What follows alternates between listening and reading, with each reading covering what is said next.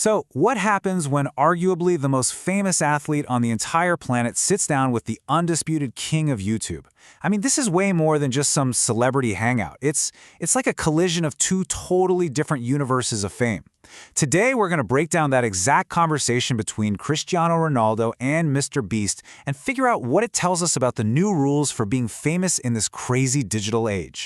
Okay, let's just take a second to wrap our heads around the scale we're dealing with here. On one side, you've got Cristiano Ronaldo, who has a digital empire of over 1 billion followers. Let that sink in, 1 billion.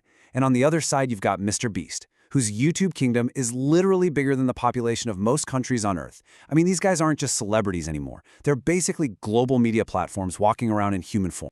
So, that brings us to the big question, right? When these two completely different worlds smash into each other, what do they even talk about? What can the old guard of fame learn from the new king? And maybe more importantly, what does this whole thing tell us about where influence and fame are actually going? Well, let's dive in and find out. All right, so the first part of their chat was basically a super high-level consulting session. Seriously, Ronaldo had just launched his own YouTube channel, and MrBeast, while he immediately switched into creator mode and started handing over his secret playbook for success. And look, just to be clear, it's not like Ronaldo was struggling or anything. Not at all. In his first month, he pulled in 60 million subscribers. To put that into perspective, MrBeast himself admitted that it took him 13 years to get to that number. Ronaldo didn't just break the record, he tripled it. And guess who held that old record? Yep, MrBeast.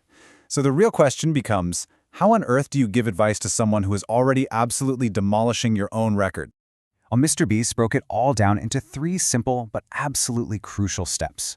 First up, you've got to fix the very first thing anyone ever sees, your thumbnails.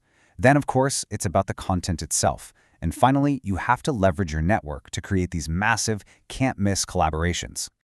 And his first piece of advice is so specific, it's honestly kind of brilliant. MrBeast looked at Ronaldo and told him, on your thumbnails, you need to keep your mouth closed. And the reason?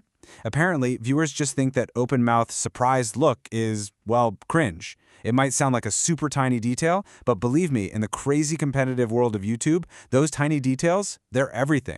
Okay, so next up was the actual content. And what's so fascinating here is just how simple the ideas were. He was like, react to your own top 10 goals. Do quick 5-minute talks after big games. Get in a room and film with other legends like Tom Brady. The core message was crystal clear. Stick to football. That is why people love you. That's the foundation of your whole brand. And you can just hear the excitement in MrBeast's voice when he says this. I mean, as a master creator, he just knows what's going to go viral. Think about it. A video of Ronaldo himself breaking down his own incredible moments of genius? Come on, that's not just a piece of content. That is an internet-breaking event just waiting to happen. But then the conversation took a turn, right? It shifted away from all that practical advice and into something much, much deeper. They started talking about the psychology, the mindset you need to have to operate at this absolutely insane level of success. So MrBeast asked Ronaldo, hey, what did it feel like to be the first person ever to cross 1 billion followers? And you'd think, right, that he'd talk about some huge celebration or this big moment of reflection. But nope, that is not what happened at all. Ronaldo's reaction was just so incredibly casual. He was basically like, yeah, it was good, a good achievement, but honestly, I wasn't surprised. He said he could feel the passion from the people, so for him, it just felt like an expected outcome, not some shocking, world-changing milestone. And this is the moment where you can see the connection between them really click into place. Because as Ronaldo was explaining this mindset, you see MrBeast just light up, realizing he feels the exact same way. I mean, just think about this for a second. MrBeast recreated Squid Game, right? That video got 600 million views. 600 million. That means something like 4% of every single human being on the planet has watched that one video. It's a number that's almost impossible to really comprehend. And yet, his reaction, it's identical to Ronaldo's. He's like, everyone always tells me I should celebrate these big milestones. And I'm just like, why? For both of them, the focus is never, ever on what they've already done. It's always relentlessly about what's next. That's the billion-follower mindset right there. Success isn't a surprise, it's the expectation. Okay, but while their mindsets might be totally in sync, their actual content could not be more different. And this led to probably the most surreal, most bizarre part of their whole conversation, a part we're just going to call the art of suffering.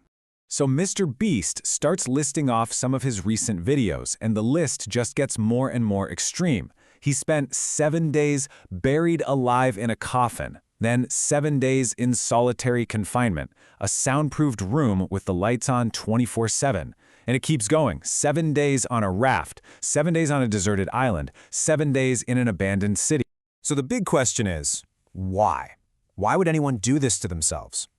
Well, according to MrBeast, it's a pretty simple, if kinda twisted, dynamic. His fans, they love to watch him suffer. Seriously, the more miserable he is, the funnier they find it. It's this wild form of extreme performance art, and it's all driven by what his audience wants to see. And this part just perfectly captures the culture clash between them. As MrBeast is just casually talking about being buried alive, Ronaldo has the most human, most relatable reaction you could possibly imagine. He just looks at him, kinda stunned, and goes, "Brother, you're crazy, huh?" I mean, he was basically speaking for every single one of us watching.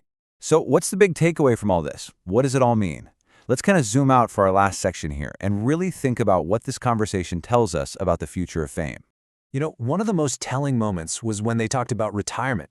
Ronaldo, at 39, is already pushing the limits in a sport where most guys hang it up by 36. His career has a physical finish line. But when he asks MrBeast when he's going to retire, the answer is just never. He says he'll probably be doing this when he's 90. For a creator, there really is no finish line. So at the end of the day, this meeting was so much more than just a fun collab. It really represents a massive cultural shift. You're seeing these legacy stars, like Ronaldo, finally realizing they have to become creators to stay connected with their fans. And at the exact same time, you have digital-first creators like MrBeast who are building these global empires that are starting to rival traditional media. The lines are just completely blurring. And that really leaves us with one final big thought to chew on. We just witnessed arguably the greatest athlete of a generation taking notes on thumbnail design from a YouTuber. So in this brand new media landscape, the question really isn't if big stars will become creators anymore. The real question is, will every single star, no matter how famous they are, eventually have to?